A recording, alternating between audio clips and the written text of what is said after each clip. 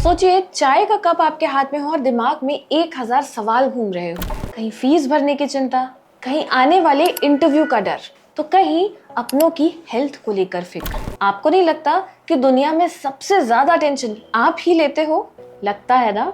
आप सही जगह हो। ये वीडियो आपके लिए ही है। इसे लास्ट तक जरूर देखना। जरा सोचो कि क्या हमारी चिंता हमारे हाथ में है या फिर किस्मत हमें चिंता करने पर मजबूर करती है। और सबसे बड़ा सवाल ये है कि इसे रोका कैसे जाए। आज हम समझेंगे साइंस और स्पिरिचुअलिटी के एक बेहतरीन कॉम्बिनेशन को। तो सुनिए कि चिंता को कैसे बाय बाय कहा जाए और डेस्टिनी के साथ तालमेल कैसे बिठाया जाए। वैसे तो साधारण बिल और इंटरव्यू की चिंता करना बिल्कुल स्वाभाविक है, लेकिन जब ये चिंता लगातार होती है और अनकंट्रोलेबल हो जाती है, तब ये हमारी डेली लाइफ को बहुत इफेक्ट करती है। लगातार स्ट्रेस से नींद की कमी, थकान, हेडेक और मसल पेन जैसी प्रॉब्लम शुरू हो जाती है।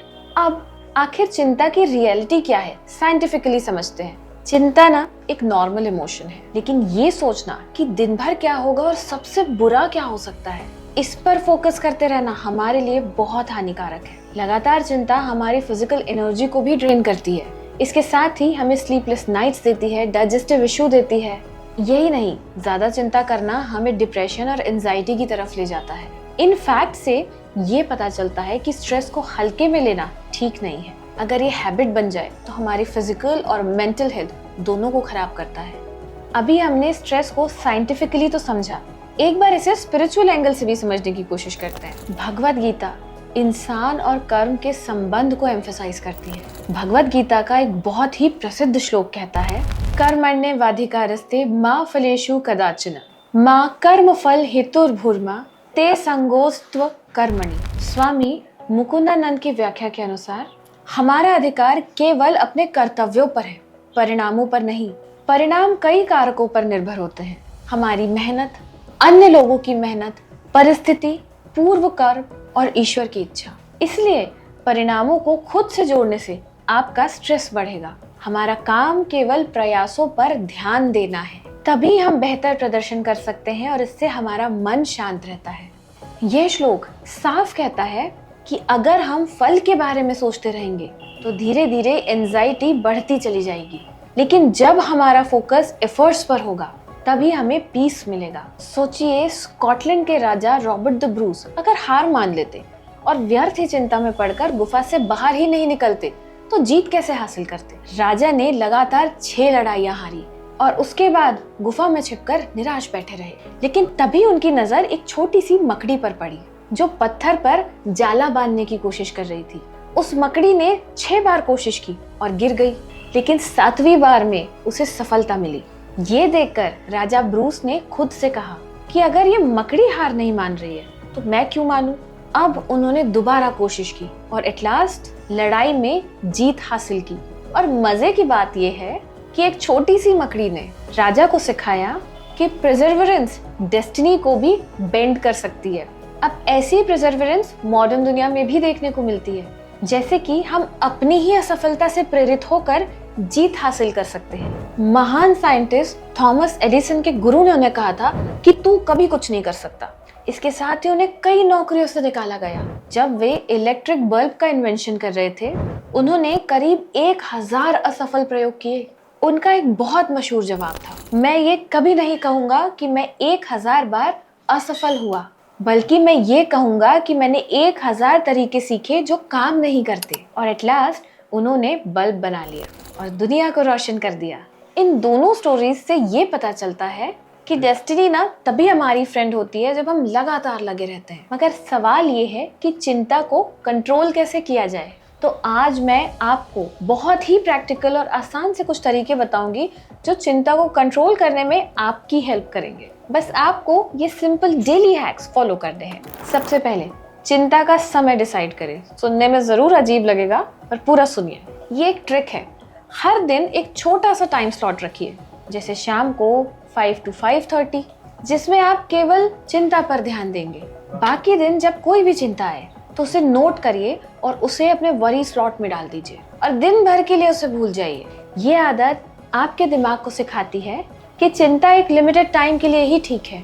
सेकंड, नेगेटिव थॉट्स को चैलेंज करिए। स्ट्रेस अक्सर हमारी इमेजिनेशन का खेल होता है। जब भी कोई नेगेटिव थॉट आए तो खुद से पूछिए, क्या इस थॉट का कोई सॉलिड एविडेंस है, या फिर क्या कोई और पॉजिटिव एक्सप्लेनेशन हो सकता है, और इससे बुरा सिनेरियो क्या होगा और उस सिनेरियो की क्या प्रोबेबिलिटी है। ये सवाल आपके हर थॉट को फैक्ट की कसौटी पर रखते हैं और स्ट्रेस खुद ब खुद कम होने लगता है। नंबर 3, क्या ये मेरे कंट्रोल में है? कई बार हम एक प्रॉब्लम को बार बार सोचते हैं पर कोई एक्शन नहीं लेते।